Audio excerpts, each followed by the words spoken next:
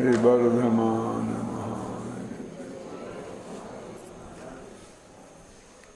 ये जो दोहा है ना अंत का, जो सबसे अंत में आपने पढ़ा, परभावों को पर करें आत्म आत्म भाव, आप के भाव हैं पर के भाव। ये सबसे अंतिम दो पंक्तियों में निष्कर्ष है कि प्रत्येक द्रव्य अपने कार्य का करता हो और पर का करता नहीं हो। लोक में भी ये बात सबको स्वीकृत है कि कोई किसी के काम में हस्तक्षेप नहीं करे, सब आदमी अपना अपना काम करें और कोई दूसरे के काम का श्रेय लेने की कोशिश नहीं करे। हर व्यक्ति ने जो काम किया है उसका कर्ता वो है, यदि उससे अपयश हुआ है तो उसका जिम्मेवार वो है, और उससे यदि यश हुआ है तो उसका पात्र वही है। इस जो सिद्धांत से लोक में भी कोई आदमी असहमत नहीं होगा। वो अलग बात है कि वो इस सिद्धांत का पालन करता है अपने जीवन में कि नहीं, लेकिन इस सिद्धांत से तो सहमत है ना। अब लोक की इस मान्यता से और अध्यात्म की इस मान्यता में क्या अंतर है? जब सारे लोक को ये स्वीकृति ही है तो अध्यात्म स्वीकृत है ये मानो ना, तो गलती कहाँ रह जाती है? कहते हैं कि ये जो कहते हैं अपने भावों का कर्ता अपन है, ये इसकी जो अपन की परिभाषा है सब उसमें ही गड़बड़ी है। हम कहते हैं बिल्कुल ठीक है, नाई का नाम नाई करे, धोबी का काम धोबी करे, दर्जी का काम दर्जी करे। तो क्या काम है नाई का, क्या काम है धोबी का, क्या काम है दर्जी का? कि हमारे सबके कपड़े सीना, ये सबका काम हुआ कि धोबी का काम हुआ, उसका दर्जी का काम हुआ? क्यों? तो झगड़ा यहाँ खड़ा होता है। ये बाल बनाए किसके? अपने के सबके। कपड़ा धोए किसके? क्यों? उसकी जो अपन की परिभाषा है वो सब गड़बड़ा जाती है। अध्यात्म को वो अपन की परिभाषा स्वीकार नहीं है। फिर वो कहता है हम तो गांधी जी के शिष्य हैं और बिल्कुल अपने कपड़े अपने हाथ से धोना, अपने लैट्रिन बाथरूम की सफाई भी खुद करना। फिर वो यहाँ आकर के और बहुत संतुष्ट हो जाता है और कहता है मैं सबसे आदर्श पुरुष हूँ। लेकिन वो ये कह रहा, आप कहते भाई जी अपने हैं, ये कपड़ा धोना अपना काम है, अपने चाहे पराए के किसी के, कपड़े अपने हैं। जब कपड़े ही अपने नहीं हैं तो उनका धोना अपना काम कैसे हो सकता है? अध्यात्म ये कहता है, तो वो भी कहता है मैं तो यही मानता हूँ कि वो भी नहीं, बिल्कुल नहीं। लेकिन अब अपना मंजन तो खुद करना ही पड़ेगा। और मंजन का मैं इसलिए कह रहा हूँ क्योंकि आपको जरा गंदा लगेगा। मंजन करा तो दूसरा भी करा सकता है, लेकिन जो सोचने का काम है ना, समझ गया है, वो तो अपना अपना ही सबको करना पड़ेगा कि नहीं, कि उसे भी कोई दूसरा कर जाएगा। तो वो तो अपना है ना।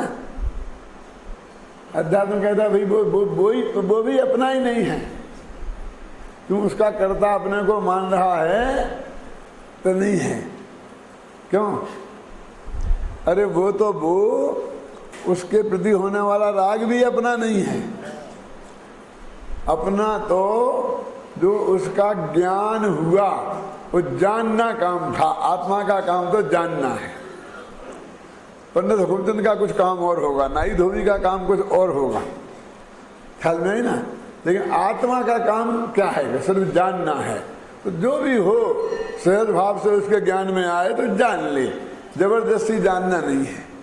सहज भाव से जानने में आए, उसे जानने से इनकार नहीं करना। ये थोड़ी भाषा आती है कि भाई अपने आत्मा को जानने के लिए पुरुषार्थ करना, वो भी उतना सूक्ष्म कथन नहीं है, ख्याल में है ना। क्योंकि वो अपने दो सिद्धांत हैं कि एक तो वो सहज ही होता है और दूसरा सिद्धांत है कि अनादिकाल से सूक्ष्म ज्ञान में नक्की है कि किस समय कौन सी पर्याय किसके जानने में आएगी, तो तेरे प्रश्न से उसमें कुछ होने वाला नहीं है। जब तक दृष्टि में इतना निर्भरपना नहीं आएगा तब तक आत्मा का अनुभव होने वाला नहीं है।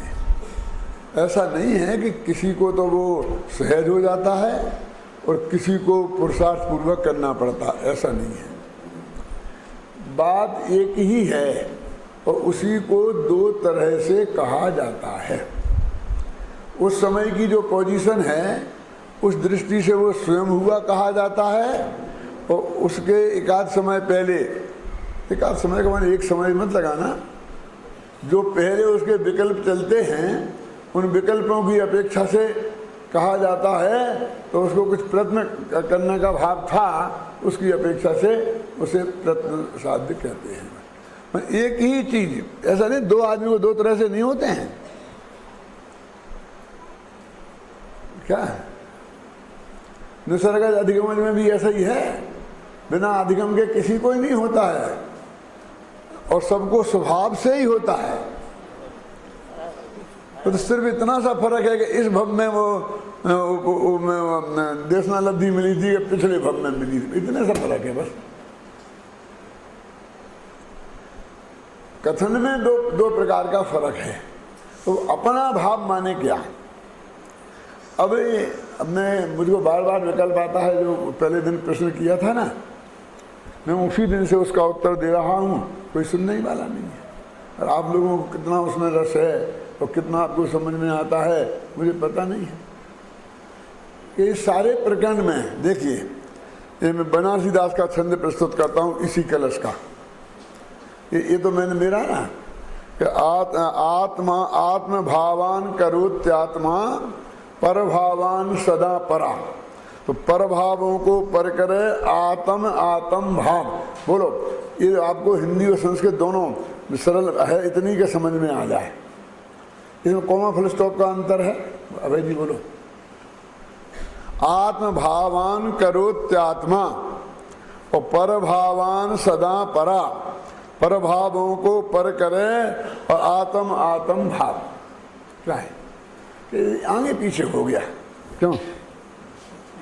तो वैसे ही करना है तो करो। आत्म आत्म भाव पर भावों को परे करे। हो गया? सोरठा बन गया। बस दो हाथ से सोरठा बन गया। क्या फर्क हुआ है? अरे भाई, कद्दू पर छुरी पड़े, चाहे छुरी पर कद्दू पड़े, कटना तो कद्दू को ही है।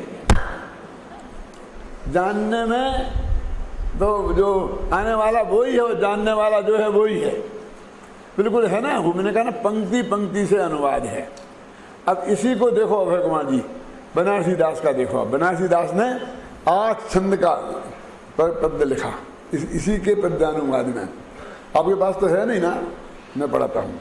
शुद्ध भाव चेतन अशुद्ध भाव चेतन, दुहू को कर तार जीव और नहीं मानिए। ये भी सरल है, कठिन तो नहीं है ना, कितना साफ है। अब बोले भाव कर्म का करता किसको माने, उद्गल को के जीव को? वहां कहा है वो अलग बात है। कौन सी? एक करता चिदे में कर्म कोपा दयोमी। अब तुम ठोके जाओ कि भावी कर्म की बात चल रही, भावी कर्म की बात चल रही, कहाँ है? तुम समझ में आए ना, कितना साफ लिखा है। वो गुरुदेव के मुंह से एक वाक्य क्या निकल गया। अब जब तक कोई ऐसा ही दूसरा वाक्य नहीं निकलेगा तब तक वो उसी को ढोता रहेगा। हो सकता है उन्होंने एक वाक्य के लिए ही कहा हो और अगले वाक्य में फिर वो अपनी लाइन पे आ गए हों। सर्वार्थ सिद्धि जिन लोगों ने पढ़ी है, कम से कम यहाँ बैठे होंगे 10-5 आदमी तो ऐसे बैठे होंगे। प्रत्यासत्य प्रधानम बलियम, इस सूत्र का अर्थ जानते हैं? दिनेश भाई आप जानते हैं? नहीं सुना, देखा होगा। तत्व सूत्र में प्रकरण चल रहा था किसी चीज का, और फिर आगे भेद गिनाए, तो उन्होंने कहा ये भेद किसके हैं? जो तत्काल जो प्रकरण चल रहा था उसके हैं क्या? तो भेद तो मूल के थे। तो उन्होंने कहा अभी तो इसकी बात चल रही थी, उसने कहा इसके दो भेद हैं, तो भेद गिना दिया आपने दूसरी चीज के। तो उन्होंने कहा मूल तो हमारा वही सम्मत दर्शन चल रहा था ना।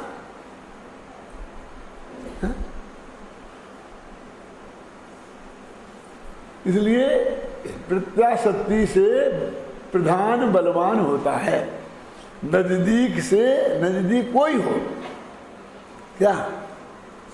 लेकिन हमारी जो चर्चा पहले चल रही थी वो बलवान होता है, इसलिए ये भेद ये उसके समझना। तो वो तो प्रत्याशक्ति तो एक पंक्ति थी, वो प्रधान बलियम के नियम से फिर वो बात चलने लग गई। अब वहां गुरुदेव ने नहीं कहा कि ये किसकी बात है, क्यों? कब साफ है क्या कहना, लिखा ना, शुद्ध भाव चेतन अशुद्ध भाव चेतन दुहू को करे तार जीव और नहीं मानिए। अब क्या कहें कि इसमें किसका कर्ता कह रहे? बोलो क्रोध का कह रहे कि द्रव्य कर्म का कह रहे कि भाव कर्म का? बोलो इसमें तो शुद्ध भाव चेतन जो ज्ञानादिक है उसका और रागादिक भाव है उनका, दोनों का कर्ता जीव है, और ज्ञानी अज्ञानी का कोई भेद नहीं किया।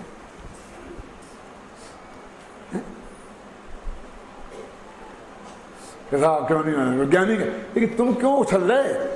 जब जरूरत होती है वो बता देते ना।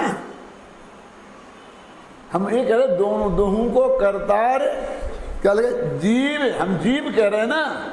हमने कहा ज्ञानी जीव अज्ञानी जीव, इतना पर्याप्त नहीं है क्या?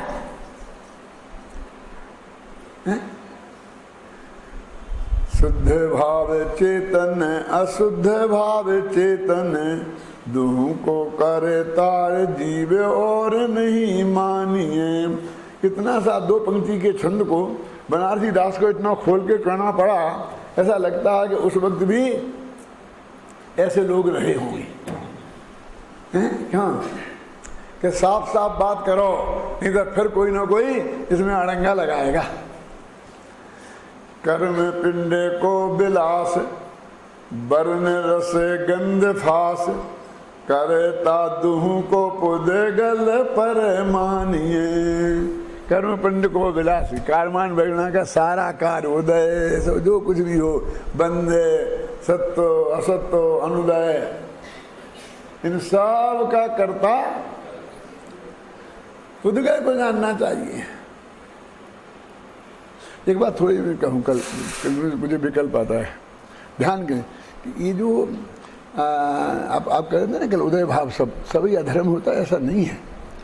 अधर्म तो सिर्फ रत्नागिरी साबकाचार में लिखा है, सदृष्टि ज्ञान वृत्तानि धर्मम धर्मेश्वराविदु यदि ये प्रत्यनीकानि भवंती भव पद्धति। सम्यक दर्शन सम्यक ज्ञान और सम्यक चारित्र धर्म है, और मिथ्या दर्शन मिथ्या ज्ञान मिथ्या चारित्र अधर्म है। और भाग्य की बात यह है कि सम्यक मिथ्या दर्शन खत्म होते ही, सम्यक दर्शन होते ही ज्ञान और चारित्र भी सम्यक हो जाते हैं। उनमें जो कमी रहती है उसका नाम असंयम है, उसका नाम मिथ्या चारित्र नहीं है। इसलिए चौथे गुणस्थान के ऊपर जितने भी भाव हैं वो सब धर्म हैं। उन सब भावों को अधर्म नहीं कहा जा सकता। मिथ्यात्व पूर्वक वही राग, देखो सुनो और स्पष्ट करता हूं मेरी समझ से, कर्मण्य योग वालों से मैं हाथ जोड़ता हूं कि अनंतानबंदी क्रोध मान माया लोग तो हैं ही। अन्ना जी बैठे होंगे ना, हाथ उठाओ ना। नहीं है क्या? अनंतानबंदी क्रोध मान माया लोग तो अज्ञानी मिथ्यात्व के साथ होते ही हैं, लेकिन मिथ्यात्व के साथ का अप्रत्यक्ष अनावरण राग हो, संजुलन राग हो, वो तो है ना उसके तो चारों प्रकार का क्रोध मान माया लोभ है ना। तो उनका वो उसके अज्ञान के खाते में जाएंगे। लेकिन समर्थन होने के बाद में वे जो राग देश हैं वो अज्ञान के खाते में नहीं जाएंगे। चरित्र मोहे बस लेस न संयम, लेस न चारित्र, ऐसा नहीं लिखा।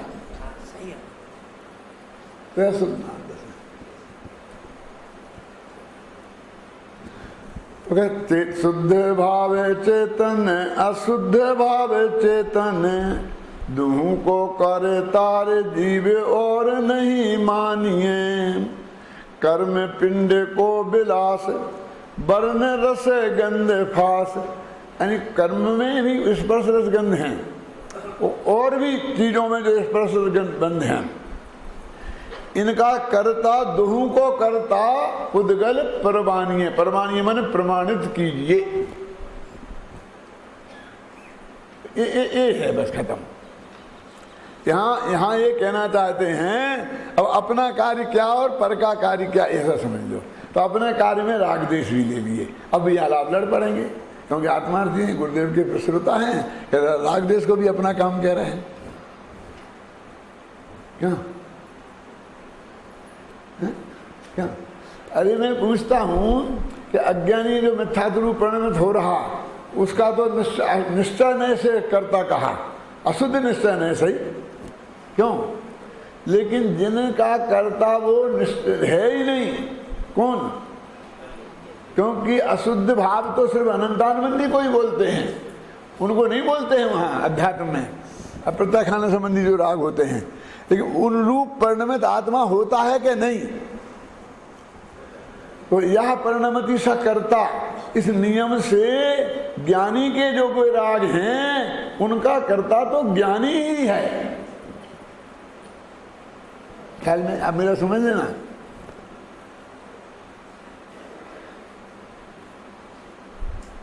लेकिन सम्यक तो मिथ्यात्व की चर्चा जब होती है श्रद्धा गुण की अपेक्षा, तो वहां उनको राग ही नहीं माना। दिक्कत तो ये है जो कल कहा था ना, रंच मात्र भी राग विद्वान हो तो सब भागम धरो भी। क्यों?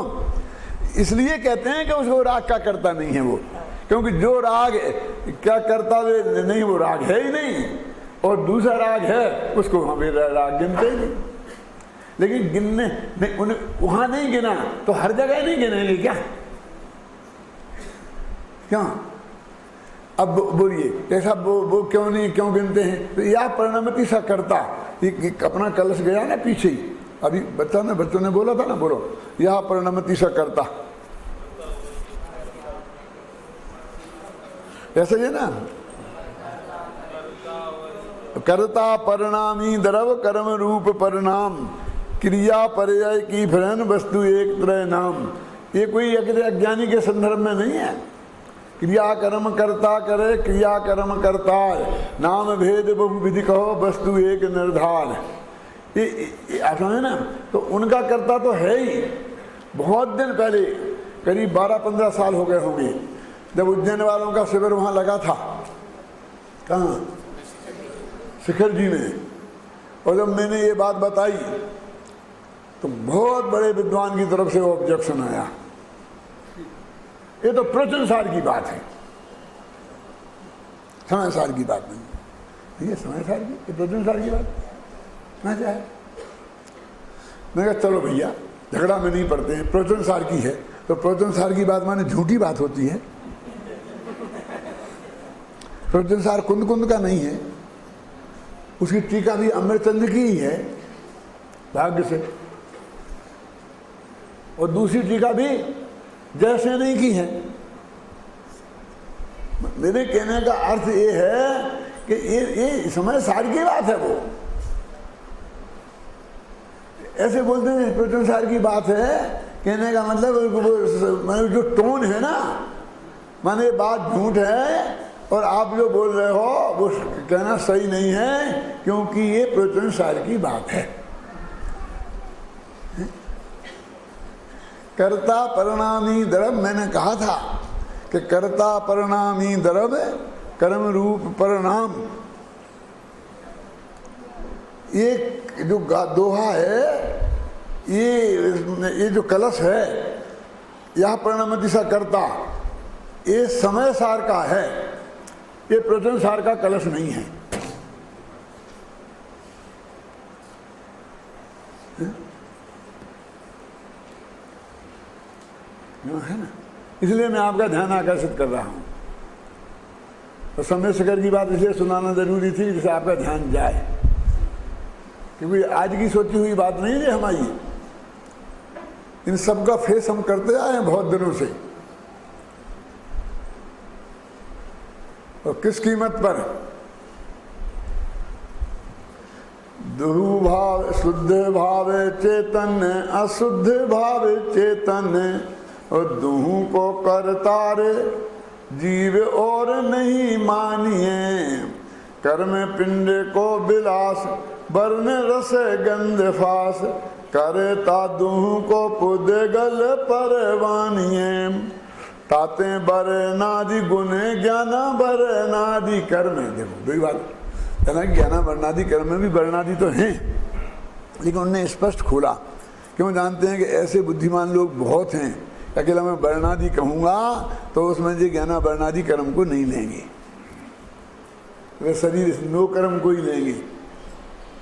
क्या? इसलिए जरूरत नहीं थी, लेकिन उन्होंने उसका उल्लेख किया। सर्वासिद्धि में आता है क्षत्रिया आयाता सूर्य वर्मापी। क्या अर्थ है इसका? क्यों बोलो भैया, तुम तो जानता है ना, बोल क्या अर्थ है इसका? क्या भूल भाल गया सब? सभी क्षत्रिय लोग आ गए हैं, सभी क्षत्रिय आ गए हैं, सूर्य वर्मा भी आ गए हैं। क्या? क्षत्रिया आयाता कि सूर्य वर्मा पी, सूर्य वर्मा भी। तो वो कहे सूर्य वर्मा क्षत्रिय नहीं है कि नाई है वे, तो नाई लोग भी वर्मा लिखने लग गए। क्यों? कि नहीं नहीं है तो क्षत्रिय। तो पृथक उल्लेख क्यों किया? बोला हेमचंद जी, आया कि नहीं आया? विशिष्ट हैं इसलिए, विशिष्ट हैं इसलिए माने सब आ जाते और सूर्य वर्मा नहीं आते तो उनकी अध्यक्षता में तो सभा शुरू होनी थी, तो सभा शुरू नहीं हो सकती थी। इसलिए उनका सब में आ जाते हैं, फिर भी पृथक उल्लेख जरूरी है। और सब में 10-20 आदमी नहीं आते तो भी सभा शुरू हो जाती। असल क्षत्रिय आया था सूर्य वर्मा पी।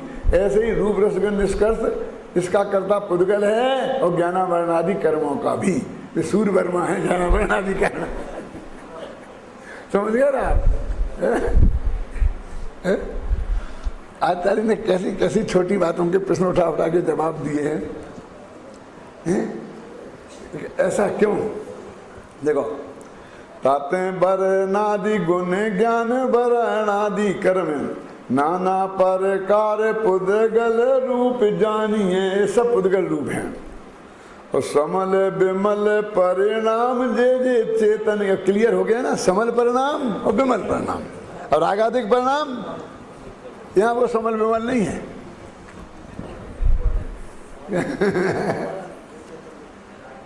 दोनों ही बनारसी दास के हैं, फिर क्यों नहीं है? नहीं है, क्या करें? अब यही है बात थी। अब हमने कह दी वहाँ तो एक आकार अनेक आकार, और तुम सब जगह उसका अर्थ एक आकार अनेक आकार ठोकने लग जाओ, चलेगा? अरे भाई वो सिर्फ वहाँ की कही थी बात है? समल विमल परिणाम जे जे चेतन के तेते सब अलख पुरुष यूं बखानिए। वो अलख माने जो हमारी इन 5 इंद्रियों के माध्यम से दिखाई नहीं देता, ऐसे भगवान आत्मा के काम हैं, अलख के काम हैं। अपन बोलते हैं अलख निरंजन। क्या है ये? अलख निरंजन क्या? अलख का तो अलख, और निरंजन का अर्थ है समल नहीं। अंजन माने मल, और उससे निरंजन माने रहित। अलख निरंजन मेरा भगवान आत्मा जो अमल है और अलख है, जो सहज चर्म चक्षुओं से देखने में नहीं आता। देखने में ही नहीं आता ऐसा अर्थ नहीं लगाना। लख माने जानना, जानना, और अलख माने नहीं जानना। तो नहीं जानना आने लगाओ। इंद्रियों के द्वारा एक कहाँ से लाए तुम? अलग का अर्थ बोलो, परमात्मा समझ नहीं ना। तो क्या है इसका जवाब? कि आगम से लाए और शास्त्रों में लाए। यहाँ तो नहीं, यहाँ से हम नहीं, हम टीकाकार हैं। अनुवादक माने मक्खी मार, घबराना नहीं। कि जैसी वहां पर थी ऊपर, जैसी जैसे मक्खी एक लगे थी, नहीं समझे ना? जैसे किसी ने किताब बंद करी तो इधर एक मक्खी थी, वो बेचारी दिवच गई तो वो सूख साख गई। फिर तो क्या, फिर वहाँ एक निशान बन गया, एक निशान बन गया। तो वहाँ नीचे जब उसने अनुवाद किया तो अनुवाद में भी वैसा निशान बना दिया। उसे बोलते हैं, क्या आप समझ गया? उसका अर्थ तुम सोचोगे क्या कह रहे, तुम सोचोगे हमें गालियाँ दे रहे, ऐसा अर्थ नहीं समझा। मक्खी मार मतलब समझ में आई कि नहीं आई? मक्खी मार, बिल्ली मार का अर्थ भी समझना कि नहीं? एक आदमी था, जब लोगों के यहाँ भोजन करने जब जाता था तो लोग भाई पंगत बैठ जाती थी और परस के फिर जब घर का मालिक खड़े होकर हाथ जोड़ के कहता था कि सब लोग भोजन करें, इसके लिए कोई स्पेशल शब्द था उनके यहाँ, है ना? समझना, अभी मुझे याद भी नहीं आ रहा है, वो भोजन के, अब सब लोग भोजन कीजिए, इसके लिए कोई स्पेशल शब्द था। तो आरोग्य ऐसा कुछ भी समझ लीजिए, जो भी समझ लो अब ये। तो उसके मन में ये तमन्ना थी कि ये वो दिन कब आए कि जब सब लोग जीवने बैठे हों और मैं खड़े होके कहूँ कि आरोग्य, और फिर लोग जीवें। उस दिन के लिए वो वैसे ही तरस रहा था जैसा गोदान का नायक होरी अपने दरवाजे पे गाय बांधने के लिए तरस रहा था। कि जिंदगी में एक बार मैं गाय का दान तो दूं, उसका नाम है गोदान नाम का उपन्यास, लंबी कहानी है क्या। अब भाग्य से वो दिन आ गया है? क्या हाथ जोड़ के खड़ा हो गया और बोला कुछ नहीं। सब लोग बोलो साहब आज्ञा दो, आज्ञा दो। क्या बोलूं, अब तो मैं भूल गया क्या है? ऐसे ही एक बार जैसे वो आदमी खड़ा हुआ तो एकदम बिल्ली ने झपट्टा मारा और वो जो भंडार था ना भोजन का, उसमें वो घुसी और घुसी तो उसने जो आदमी रक्षा करने वाला था ना भंडार का, वो बिल्ली को भगाने के लिए उसे डंडा मारा। तो बिल्ली में डंडा ऐसा लगा माथे में कि बिल्ली वहीं मर गई। अब वो घबराया। अब यदि लोगों ने देख लिया कि ये बिल्ली मर गई तो सब लोग खाना खा छोड़ के उठ के चले जाएंगे और मेरी पंगे सब खराब हो जाएगी। तो उसने फटाफट वहां से एक वो होता था ना कोई चीज औंधी करके बर्तन, उसके ऊपर ढक दिया बिल्ली को और कहा धीमी है। एक आदमी ने वो ध्यान से देख लिया था क्या। तो वो जब खड़ा हुआ और हाथ जोड़ के खड़ा कि साहब आज्ञा दो, आज्ञा दो। कि कैसे दूं, कैसे दूं? क्यों कि बिल्ली तो आई नहीं। बिल्ली आए, मैं उसे मारूं, उसे ढकूं और फिर आज्ञा दूं, क्योंकि ऐसा ही दिया जाता है। अरे मूर्ख, वो तो आ गई थी अचानक, तो एक घटना घट गई थी, वो कोई नकल करने लायक नहीं है। बड़े दादा बैठे कि नहीं? क्यों? हमने मोहना विद्यालय में पढ़ते थे तो हम बहुत वहाँ भी बहुत गड़बड़ करती थी। तुम विद्यार्थियों को सुनाना नहीं चाहता हूँ तो तुम लोग गड़बड़ करने लगोगे क्या। तो हम उनसे कहते थे कि आपने जो हम पे नियम लागू किया है, ये हमने नियमावली पढ़ी है, और हम संस्था की नियमावली रखते थे, कानून वास्ते ना, तो इसमें ये नहीं लिखा, इसलिए आपका ये ऑर्डर हम नहीं मान सकते। सोच नहीं सकते हो आप, 11-12 वर्ष की उम्र की बात है, और ये साल में 10-5 दफा का झंझट था।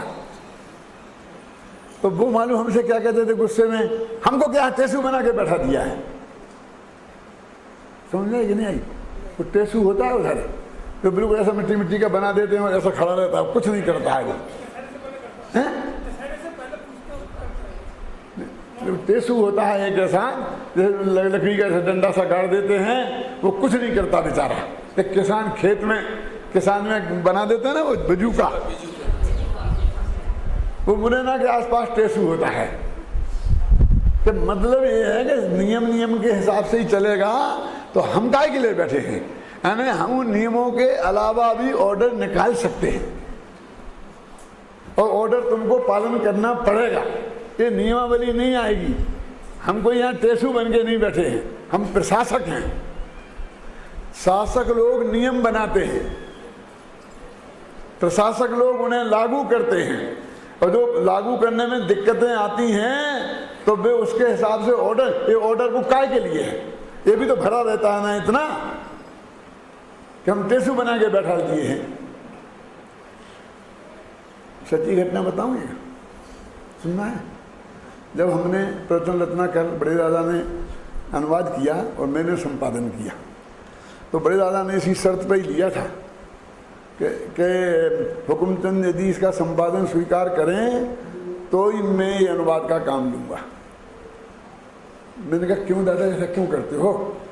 अपन देख लेंगे ना, आप तो लो ना। बोले नहीं, मैं अनुवाद तो कर दूंगा, लेकिन इन लोगों से निपटना मेरे बस की नहीं है, वो तुम्हारे काबू की बात है। वो तो एक कब रत्नाकर शुरू हुआ तब की बात बोलता हूँ। गुरुदेव, रामजी सब मौजूद थे कि इनसे निपटेगा कौन? मैंने कहा ठीक है, तो मैंने वो संपादन स्वीकार किया। अब साहब पहला निकला, वहाँ तो झगड़ा शुरू हो गया। तो क्या झगड़ा शुरू हो गया कि इसमें साहब एक गुरुदेव की एक पंक्ति थी वो छूट गई, ये नहीं आई। तो अब वो अदालत शुरू हो गई। तो वकील तो मैं ही था ना, जिस काम की वजह से मेरा नाम संपादक में छपना था। क्या? तो मैंने कहा कि ये 3 दफे आ चुकी है ऊपर, इसलिए यहाँ से काट दी।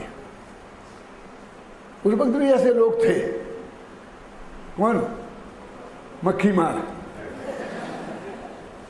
है ना? तो 3 दफे आ चुकी है, इसलिए फिर रिपीट हो रही थी बार बार। और गुरुदेव क्या करते थे प्रवचन करने में कि पढ़ते थे पंक्ति, फिर उसका अर्थ करते थे, फिर पढ़ते थे, फिर अर्थ करते थे।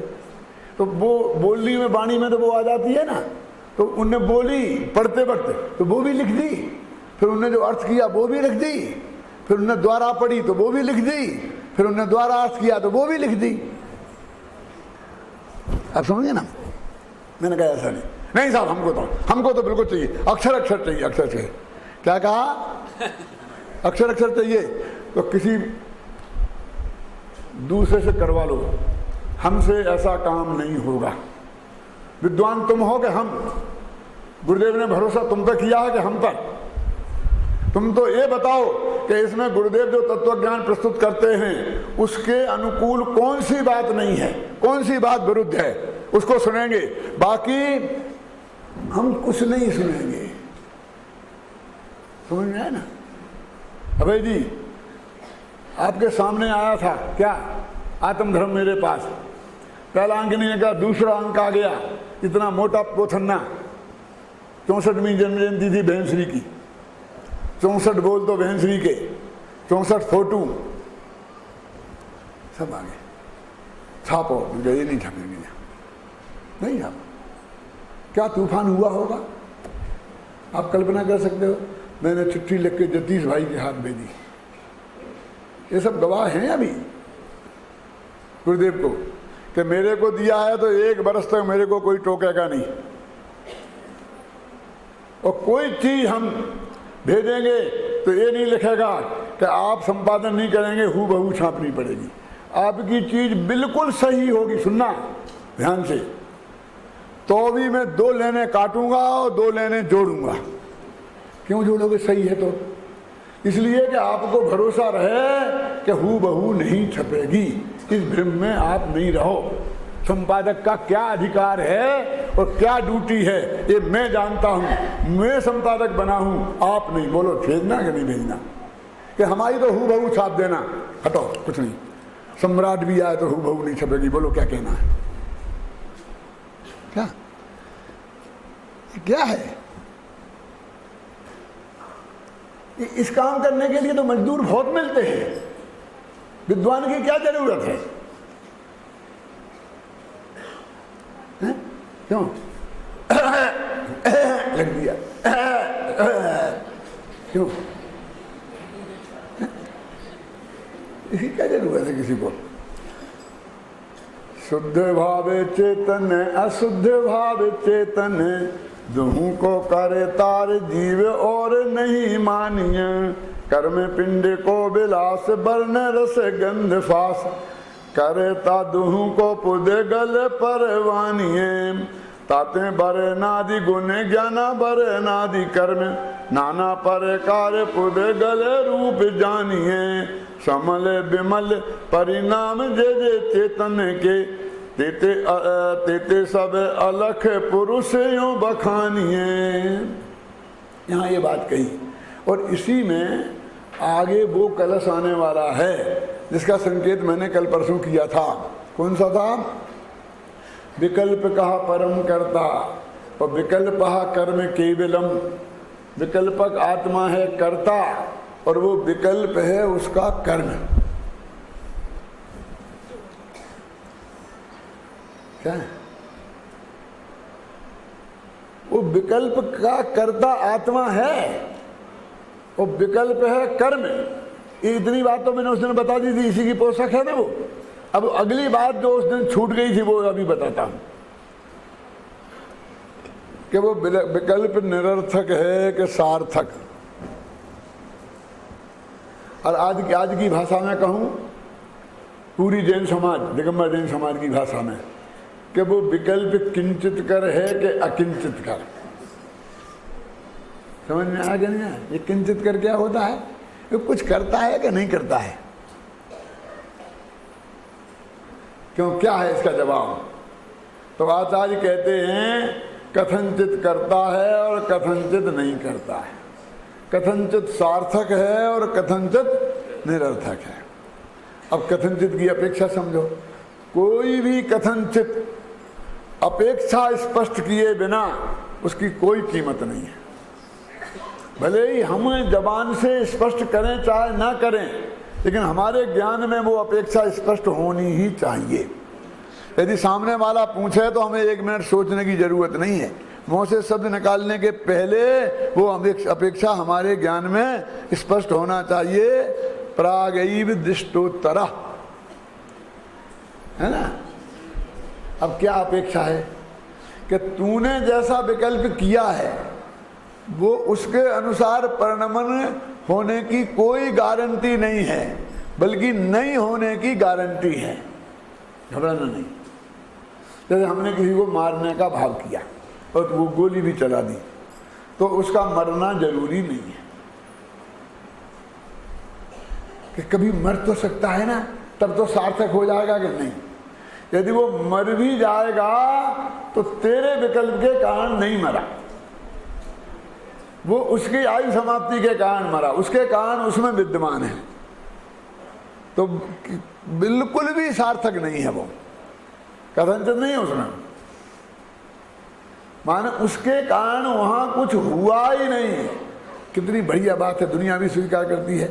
कौआ कोसे यदि शतकवार तो नहीं पशु मर जाएंगे।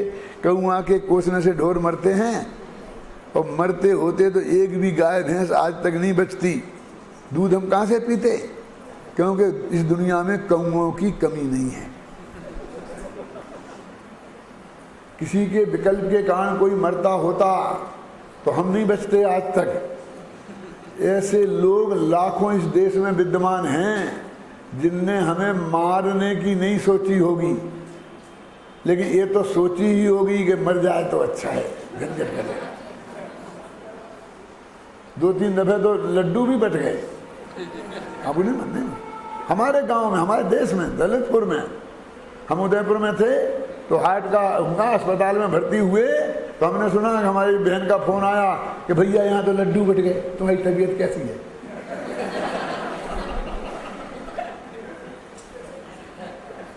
मैंने कहा लड्डू बट गए तो अब जरूर हम बच जाएंगे। अब सुगंध था वो निकल गया ना। यानी कैसे बचते बोलिए, और तक जिंदा नहीं रहते, दूसरे के विकल्प के कारण मरने लगते तो बोलो ऐसा कौन आदमी। मैं ऐसा बोलता हूँ, ये माताएं बहनें हैं ना, ये कुरूप से कुरूप माँ बहन, ऐसा कौन माँ बहन है कि जिसको देखकर किसी ना किसी नालायक के मन में खोटा भाव नहीं आया, और भाव के अनुसार काम होने लगता तो एक की इज्जत नहीं बचती। विकल्प के कारण नहीं, यानी विकल्प बिल्कुल निरर्थक है। किस अर्थ में? पर में कुछ होने के अर्थ में, और पूर्णतः सार्थक है, सर्वथा। अब सार्थक की अपेक्षा क्या है? इसमें कथनचित नहीं है, पूर्णता। कि जब उसने जो मारने का भाव किया है, मर जाए ये भावना भाई है, तब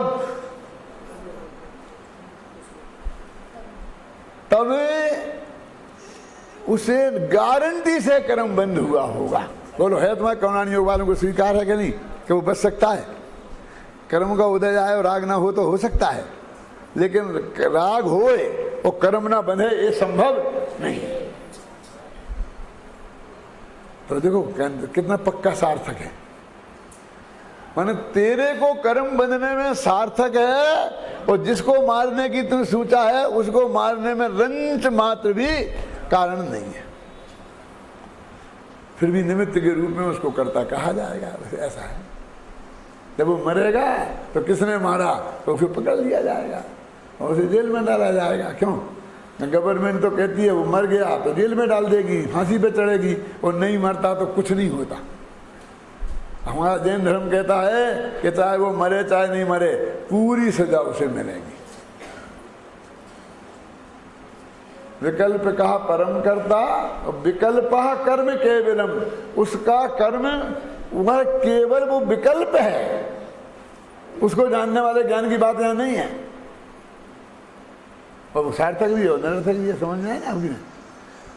तो फिर अगला स्टेप आएगा। आप इसके भाई को इसको स्वीकार करके इसको मेट कर नहीं, और इसको अंदर ज्ञान की पर्याय में डिपॉजिट करके माने धारणा में लेकर, अब ये कहते हैं कि ये इस राग का कर्ता, मारने के भाव का कर्ता भी आत्मा नहीं है। कौन? ज्ञानी आत्मा, क्योंकि वो इस राग का कर्ता बनता नहीं है। यहाँ तो ये नियम है, ये अपेक्षा है। जो कर्ता बने वो कर्ता, और जो नहीं बने वो कर्ता। तन्निमित्त हुआ हो, गोली उसके हाथ से चली हो, भाव हुआ हो, लेकिन कर्ता बने तो कर्ता और नहीं बने तो नहीं करता। यहाँ ये नियम लागू होता है। तो उसको तो वो जानन क्रिया हुई, उसने जो जाना कि हाँ मुझको गुस्सा आ गया था और ऐसा विकल्प आया था, पर वो तो उसका जान करता है। और ऐसी क्रिया हो गई कि गोली चल गई और वो मर गया, इन सब का जानने रूप जो परिणमन हुआ वो उसका करता। वो वहाँ नियम है, जिसका वो करता बने उसका करता, जिसका नहीं बने उसका करता। वहाँ ये नियम लागू होता है। यहाँ जिस रूप परिणम है उसका करता है, यहाँ ये नियम लागू होता। अब परिभाषा बदल गई, हम क्या करें? समझ में आया कि नहीं आया? ज्ञानी करता बनता नहीं है। साहब ये तो हमारी समझ में नहीं आई, ये तर्क हमारे गले नहीं उतरा। ये करता बने तो करता नहीं, मैं तो हम ताज को मार डालें और हम तो करता नहीं बनेंगे तो करता नहीं है। ये अन्याय नहीं लगता अपन को? क्योंकि तुमने ज्ञानियों को ये सुविधा दे दी, क्यों? ज्ञानी की पार्टी के हो ना तुम, अज्ञानियों को सुविधा नहीं। ऐसा नहीं है भैया, करता बनना नहीं बनना। देखो एक किसान की एक भैंस जंगल में चरने गई थी, बहुत मजबूत थी, बहुत जवान थी, बहुत ताकतवर थी, और वो वहाँ मर गई। किसान खोजते खोजते वहाँ पहुँचा तो बिल्कुल मरी पड़ी थी। तो देख के उसे कितना दुख हुआ होगा, जो कल्पना आप कर सकते हो। मैं लंबाऊंगा नहीं उसे, लेकिन उसको किसने मारा? यदि कोई शेर मेर ने मारा होता तो इसको खरोंच लगी होती, खून निकला होता, दांत टूटे होते, है ना। यदि हाथी ने पैर रख दिया होता तो कुचल गई होती। ये तो कहीं भी घाव माव दिखाई नहीं देता है। क्यों? आखिर इतना ताकतवर कौन था कि जिसने घाव दिखाई ना दे और जैसे उसने ऐसा गला मसल दिया हो और वो मर गई हो, कुछ दिखे नहीं। तो बहुत ताकतवर चाहिए ना। तो वो उस मारने वाले की स्तुति कर रहा था कि ऐसा कौन ताकतवर जानवर है कि जिसने इसे मारा। उसे गोयरे नाम का एक जानवर होता है, आप जानते हैं ना, वो काटे तो गारंटी से मरता है आदमी। तो वो तो वहां काट के चला गया था, वो मर गई थी गाय। एक गिरधौरा नाम का जानवर होता है, वो गोयरे जैसा ही शकल अकल से होता है, बस इतना ही फर्क है जैसे शेर और बिल्ली में। बिल्ली का फोटो खींचो होता है, शेर को खींचो, दोनों एक से दिखेंगे, फर्क कितना है। ऐसा वो गोयरे जैसा दिखने वाला गिरधौरा नाम का जानवर, और उसने देखा कि कितनी प्रशंसा हो रही है, ये तो अभिनंदन हो रहा है इसका। तो अब वो गोरा तो भाग गया है नहीं यहाँ, तो अपन इसका श्रेय क्यों नहीं ले लो, मुफ्त में ही मिलेगा, कौन कहने वाला है। तो वो गया। मैं अब पूरी हिम्मत तो नहीं पड़ी कि मैंने मारी है, क्योंकि मानेगा ही नहीं है। तो बोले मैंने और गोरे भैया ने काटा। क्या? वो गोरे का नाम भी साथ में लिया है और बोला मैंने और गोरे भैया ने काटा है। तो किसान को बहुत गुस्सा आया, लेकिन जानता था इससे तो कुछ होने वाला है नहीं, गोरे ने जरूर काटा होगा और उसकी वजह से मर गई। लेकिन गुस्सा आया, सामने तो गिरधौरा था, उसने एक पत्थर उठाया और बोला कि गोरे भैया जब मिलेंगे तब निपटूंगा, पहले तेरे को तो निपटता ही हूँ। और उसने पत्थर मारा तो बेचारा मर गया। तो उसने तो मारा नहीं था, वो क्यों मरा, सजा क्यों मिली, कर्ता बनने की। मारा नहीं था लेकिन कर्ता बना ना। अज्ञानी उसे मारता नहीं है, लेकिन मारने की जगह कर्ता बनता है, तो उसके कर्म का पत्थर उसके माथे पर पड़ता है। और ज्ञानी ये जानता है कि मेरे मारने विकल्प करने से कुछ होता ही नहीं। ये बात सही है कि मेरे में विकल्प हुआ, लेकिन मेरे विकल्प से होता क्या है, विकल्प तो नपुंसक होता है, इसलिए उसे कर्म का बंध नहीं होता। गिरधौरा ने देखा तो था क्या कि गोरे भैया काट रहे हैं और ये भैंस मर गई है। यदि वो ज्ञाता दृष्टा रहता तो कुछ नहीं बिगड़ता था। समझ में आई ना। तो वो जो ज्ञान आत्मा है वो तो गिरधौरा है, वो उसके जानने में तो आता है कि मेरी राग पर्याय में ऐसा विकल्प आया कि इसे मारूं, और यहां से मेरे हाथ से बंदूक की गोली चली और वो मर गया, ऐसा सबका जानता रहा और जानने से आगे नहीं बढ़ा तो कर्म का बंध नहीं होता। अज्ञान से कर्म का बंध नहीं होता, धोखे में मत रहना। ज्ञान से भी नहीं, यदि वो नहीं जानता तो कर्म का बंध होता, मैंने आत्मा के ध्यान में होता और वो उस विकल्प को पे दूसरा ध्यान नहीं होता तो भी नहीं होता। कहाँ लिखा है बोलो हेमचंद जी आत्ममीमांसा में, अज्ञानाते ध्रुवो बंधो गयो नंतान्न केवली। अज्ञान से यदि बंध होता हो तो गे तो अनंत हैं, कोई केवली नहीं है। तो औदिक अज्ञान तो सबको है, उससे बंध नहीं होता। तो भाई तो बंध, हमने तो शास्त्र में लिखा है अज्ञान से बंध होता है। अरे वो अज्ञान दूसरा है, वो मिथ्यात्व सहित वाला अज्ञान है, वो क्षयोपशम अज्ञान है। और क्षयोपशमिक अज्ञान ख्याल में आई ना, ज्ञानी को नहीं होता, अज्ञानी को ही होता है। और अज्ञानी को औदिक अज्ञान होता है और वो बंध का कारण नहीं है। वस्तु स्थिति तो हाथ में रखे जैसे आंवले जैसी स्पष्ट है। एक दफे गंभीरता से समय सार को पढ़ो और सारे विकल्प छोड़कर। जिंदगी बहुत थोड़ी है और इतनी मत गिनना कि 10-5 साल हैं हमारे पास। एक तो 1 सेकंड का भरोसा नहीं है, उसे छोड़ दो। लेकिन जितनी तुम कल्पना करते हो उतनी भी मान लो। क्यों? तो भी तुम कितना खाने में, कितना पीने में, उठने में, बैठने में, सोने में, इन झंझटों में कितना जाएगा। क्यों? दिन में तुम 1 घंटा यदि स्वाध्याय करते हो तो तुम 24 घंटे की जिंदगी नहीं मत मानो, 1 घंटे की मानो। 1 घंटे भी यहाँ वहाँ के विकल्पों में चले गए तो एक धारा को रखो कि हम अपनी बात पहले करें। मैं तो साल में 4 दफे अपने इन बच्चों से कहता हूं कि देखो, तुम यदि 2 घंटे निकाल सकते हो तो पूरे स्वाध्याय में लगाओ कि नहीं दादा आपका है, हमें आप तुम्हारी हेल्प नहीं चाहिए। हमें काहे की हेल्प चाहिए? हमें किसी की हेल्प नहीं चाहिए। हम कोई युद्ध के मैदान में नहीं जा रहे हैं, हमने तो नहीं लड़ने की प्रतिज्ञा ली है। तुम स्वाध्याय करो, उससे ज़्यादा तुम्हारे पास समय हो तो तत्व ज्ञान के प्रचार प्रसार में लगाओ, इसकी ज़रूरत नहीं है। लेकिन आपका तो थोड़ा बहुत लगता है इसमें। अरे हम तो 24 घंटे वाले हैं, थोड़ा बहुत लग गया तो क्या फ़र्क पड़ेगा? 22 घंटे उसमें लगेंगे और आध घंटा 2 घंटा इसमें लग गया तो लग गया, तुम मर जाओगे बेटा।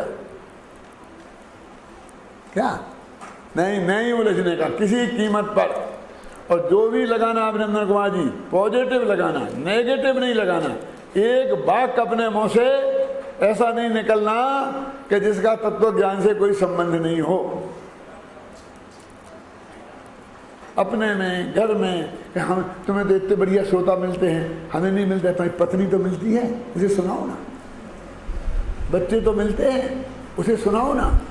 कि हम पत्नी को क्या सुना है, वो तो हमें दिन में 4 सुना देती है।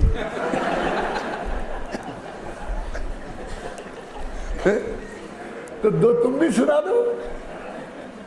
मेरे कहने का मतलब है, मैं विद्यार्थियों से कहता हूँ, अपने गांव में जाना, मंदिर में पाठशाला लगे तो मंदिर में लगाना, मंदिर में नहीं लगे तो मोहल्ले में लगाना, मोहल्ले में कोई नहीं मिले तो घर में लगाना, कोई नहीं मिले तो माँ बाप को पकड़ के बैठाना, बेटा पढ़ो, क्यों तुमने हमें क्यों भेजा था सुबह में, अब तुम्हें पढ़ना पड़ेगा। और ऐसा नहीं कि मैं तुमसे कह रहा हूँ, हमने ऐसा किया है।